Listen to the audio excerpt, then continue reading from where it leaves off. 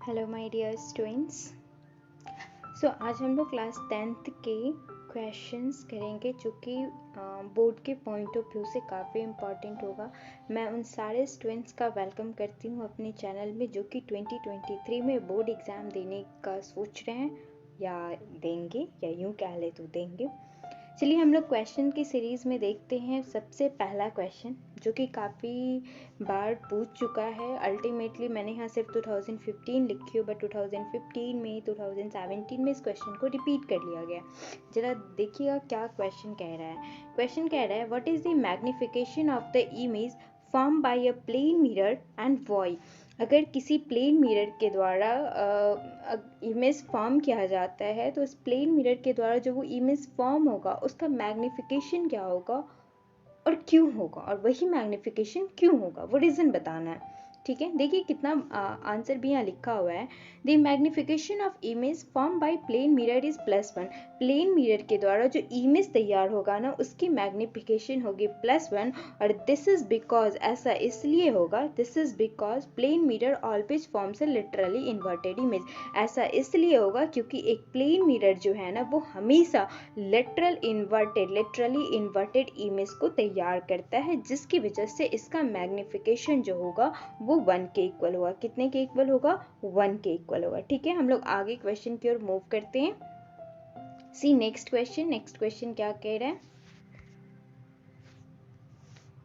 देखिए next question क्या कह रहा है। नेक्स्ट क्वेश्चन कह रहा है what is the minimum distance between an object and it's real image in case of a concave mirror.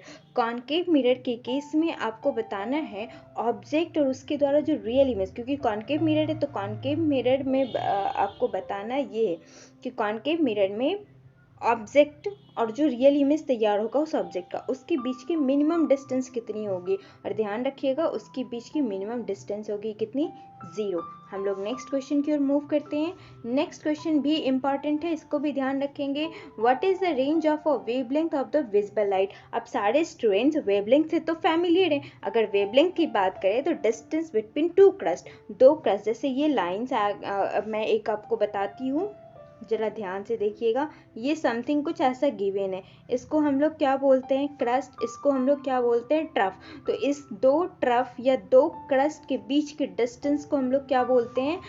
Wavelength, जिसको कि हम लोग लैम्डा से रिप्रेजेंट करते हैं। तो क्वेश्चन ये है कि आपको बताना है एक विजिबल लाइट का, आपको बताना है विजिबल लाइट का जो वेवलेंथ रेंज है वो कितना होगा। तो your answer is 4 × 10⁻⁻7 metre to 8 × 10⁻⁻7 metre. इसका जो वेवलेंथ होगा वो 4 × 10⁻⁻7 मीटर से लेके 8 × 10⁻⁻7 मीटर होगा। ठीक है, चलिए नेक्स्ट क्वेश्चन देखते हैं। नेक्स्ट क्वेश्चन कह रहा है, न्यूमेरिकल है, कह रहा है what are the values of angle of incidence and angle of reflection for a normal incidence. कह रहा है कि एंगल ऑफ इंसिडेंस यानी एंगल आई की वैल्यू कितनी होगी और एंगल आर की वैल्यू कितनी होगी जबकि नॉर्मल इंसिडेंस हो रहा है। देखिए लिखा हुआ है नॉर्मल इंसिडेंस, कहने का मतलब क्या? नॉर्मल इंसिडेंस कहने का मतलब रे ऑफ लाइट परपेंडिकुलरली गिरेगा। For normal incidence means that rays of light falls perpendicularly कहने का मतलब 90 डिग्री, और जब रे ऑफ लाइट 90 डिग्री पे फॉल करता है इस केस में एंगल ऑफ इंसिडेंस 0 डिग्री के इक्वल, और एंगल ऑफ इंसिडेंस 0 डिग्री के इक्वल हो गया। आपको एंगल ऑफ इंसिडेंस पता चल गया। और फिर चलिए हम लोग लॉ ऑफ रिफ्लेक्शन पे चलते हैं। तो from the second law of reflection of light states that, वो क्या कहता है कि जितना एंगल ऑफ इंसिडेंस होगा उतना एंगल ऑफ रिफ्लेक्शन होगा। यू नो दैट इस केस में एंगल ऑफ इंसिडेंस 0 डिग्री है तो एंगल ऑफ रिफ्लेक्शन कितना हो जाएगा? 0 डिग्री। तो ध्यान रखिएगा जब कभी भी नॉर्मल इंसिडेंस होगा तो angle of reflection and angle of incidence 0 degree के इक्वल होगा। ठीक है, चलिए आगे क्वेश्चन की ओर मूव करते हैं। Which is the radius, next question, the radius of a curvature of a spherical mirror is 20 centimetre. एक स्फेरिकल मिरर का रेडियस ऑफ कर्वेचर 20 सेंटीमीटर है। कितना है? 20 सेंटीमीटर है। What is it's focal length, उसका फोकल लेंथ कितना होगा? कि क्या बोला गया? रेडियस ऑफ कर्वेचर आर की वैल्यू ना 20 सेंटीमीटर दे दिया गया और आपसे एफ पूछ रहा है।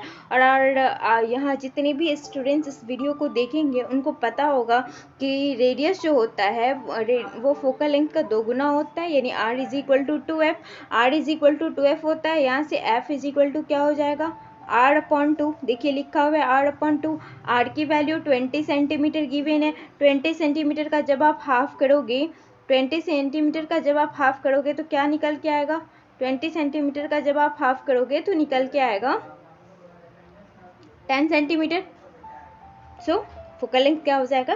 10 सेंटीमीटर। आज के लिए इतना ही। हम लोग हर रोज 5 क्वेश्चंस 10 क्वेश्चंस पर डे करेंगे ताकि ये सीरीज क्वेश्चन का चलता रहे और थोड़ी थोड़ी करके आपकी में ये सारी चीज़ें स्टोर हो जाए, ठीक है, ताकि एग्जाम में प्रॉब्लम ना हो। Okay, see you.